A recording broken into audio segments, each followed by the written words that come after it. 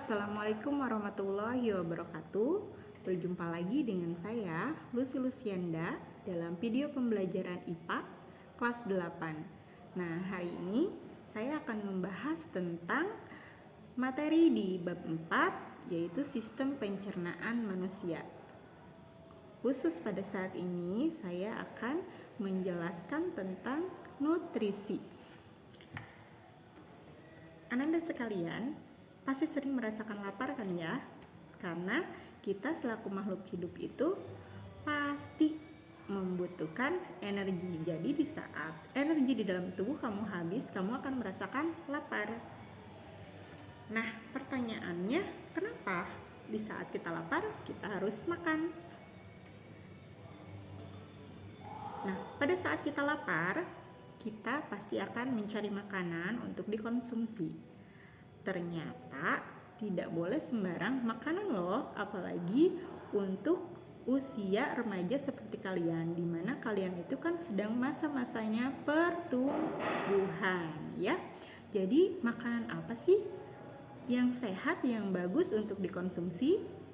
Nah, makanan yang bagus untuk dikonsumsi adalah makanan yang mengandung nutrisi. Nutrisi itu apa? Dan nutrisi itu macam-macamnya apa saja? Kita bahas yuk.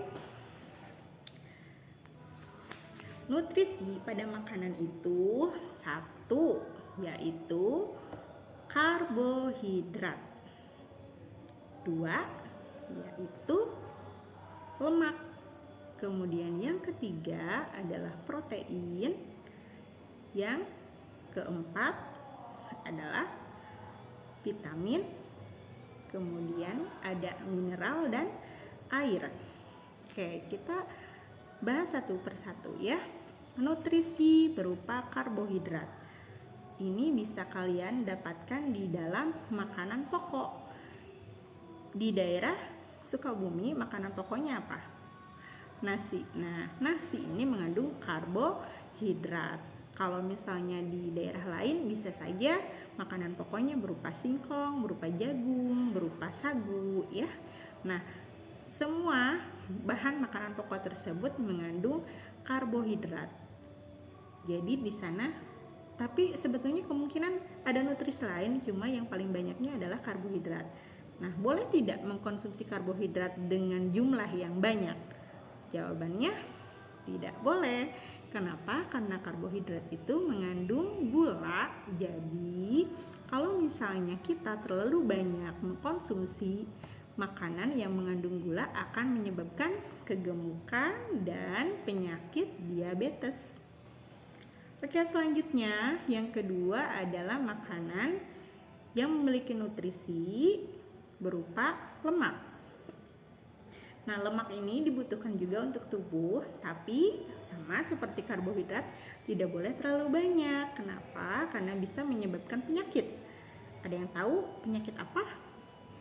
Nah, untuk orang yang terlalu banyak mengkonsumsi lemak nanti akan memiliki penyakit kolesterol.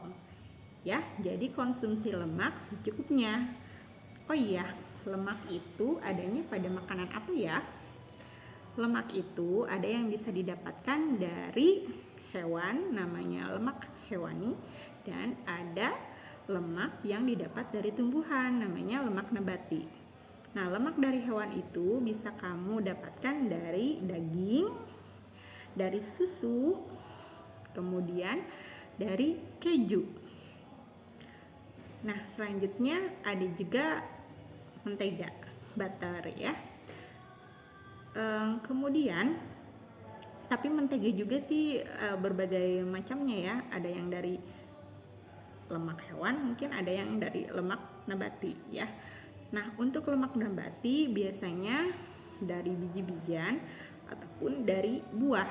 Misalnya ada lemak dari biji buah matahari berupa minyak ya.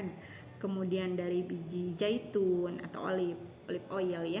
Nah, kalau dari buah dari kelapa sawit, dari kelapa biasa, coconut oil ya. Dan itu semuanya memiliki manfaat, ya cuma jangan terlalu banyak dikonsumsi. Untuk lemak juga memiliki dua kelompok ya. Lemak itu ada yang larut dalam ada lemak jenuh dan lemak tidak jenuh. Nah, lemak jenuh ini biasanya kalau dalam kondisi suhu ruangan dia akan padat. Misalnya pada daging, mentega ya, butter, kemudian pada susu juga ya, pada keju.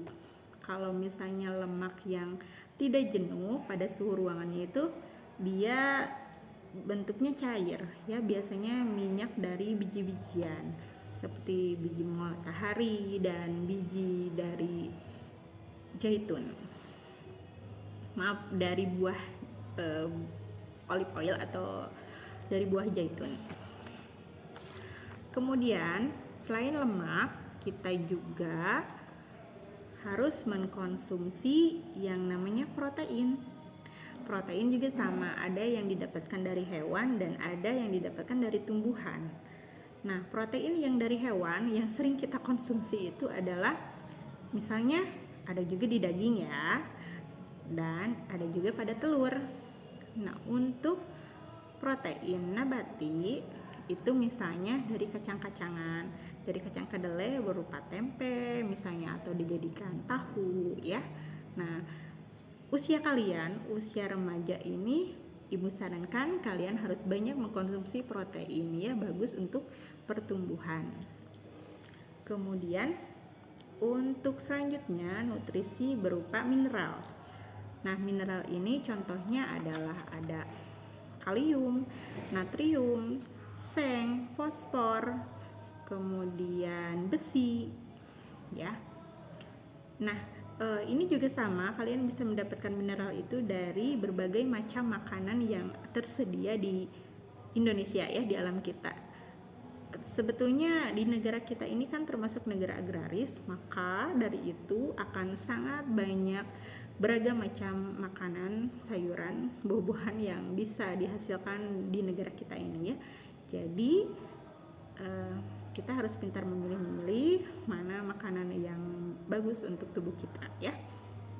Kemudian ada vitamin. Nah, vitamin ini ada vitamin A, vitamin B, C, D, E, dan K. Vitamin ada dua macam, ada yang larut dalam air yaitu vitamin B dan C, dan yang larut dalam lemak yaitu A, D, E, K. Nah, vitamin bisa didapatkan dari sayuran maupun buah-buahan ya. Ada juga di daging-dagingan. Pokoknya semua juga jenis makanan itu mengandung vitamin. Cuma mungkin vitamin apa yang kandungannya paling banyak gitu ya. Misalnya kalau kamu ingin memiliki penglihatan yang jelas, yang bagus agar mata kamu sehat, maka kamu bisa mengkonsumsi wortel misalnya gitu, karena di dalam wortel itu selain mengandung banyak vitamin yang lain, tapi vitamin A-nya lebih banyak. Jadi bisa membantu kamu untuk mendapatkan mata yang sehat seperti itu ya. Nah, selanjutnya yang terakhir adalah air. Nah, manusia ini harus minum minimal 2 liter air dalam 24 jam atau 8 gelas ya. Gelas yang tinggi-tinggi itu. Nah, kenapa manusia itu harus terpenuhi kebutuhan airnya? Karena proses metabolisme di dalam tubuh kita itu memerlukan air. Oke, untuk hari ini tentang nutrisi Ibu cukupkan. Kalau misalnya ada komentar, ada saran, silakan diberitahukan di kolom komentar ya. Jangan lupa di subscribe ya. Oke. Ibu pamit. Assalamualaikum warahmatullahi wabarakatuh.